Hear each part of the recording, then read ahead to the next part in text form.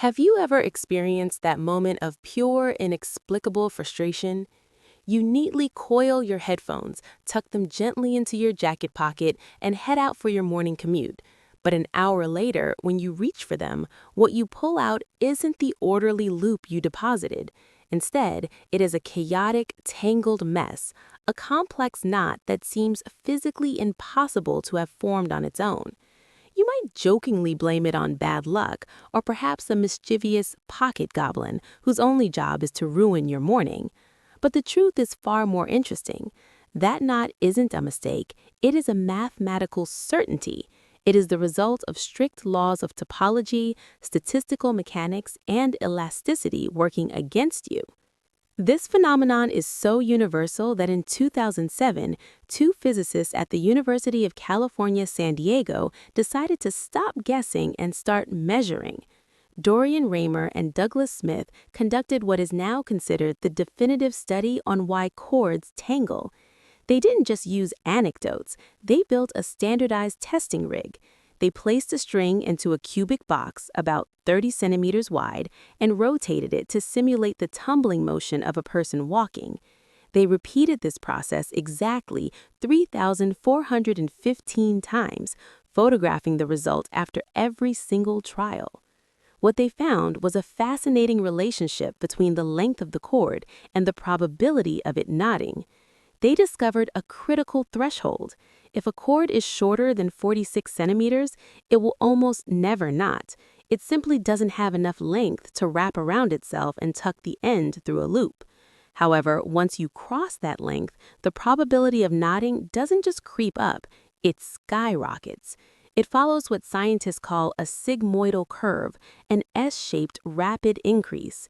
Here is the bad news for music lovers. The standard length of almost every pair of wired headphones on the market is between 120 and 140 centimeters. This length sits exactly at the peak of that probability spike.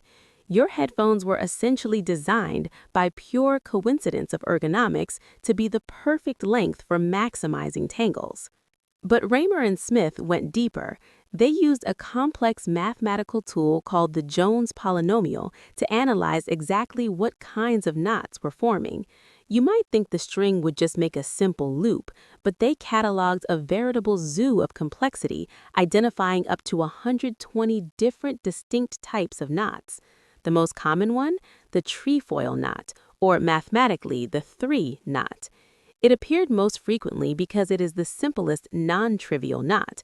It requires the least amount of energy and movement to form. So how does this actually happen inside your packet? It comes down to a mechanism known as the braid move.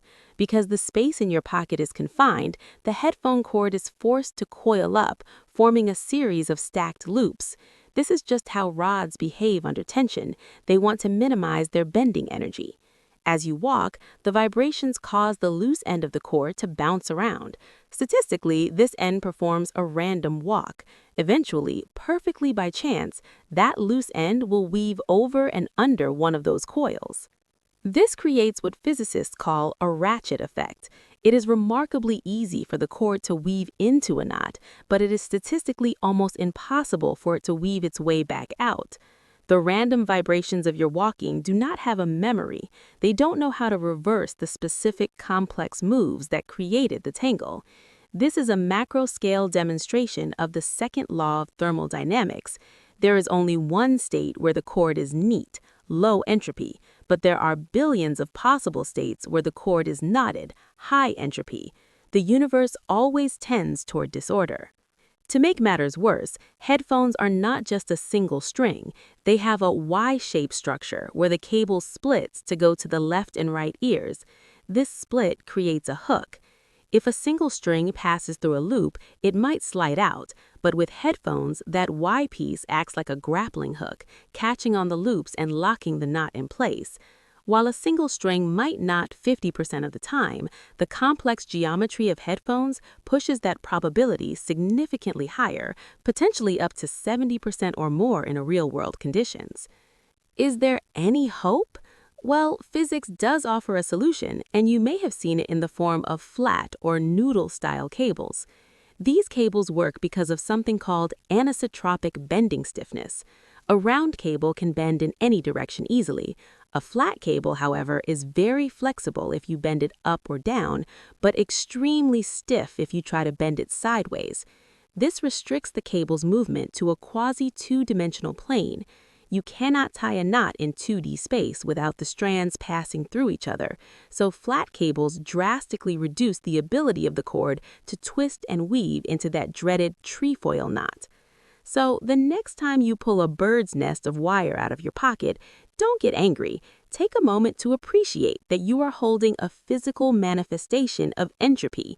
You are holding proof of the Raymer-Smith theory. The universe is chaotic, and your pocket is just a very efficient machine for demonstrating that fact.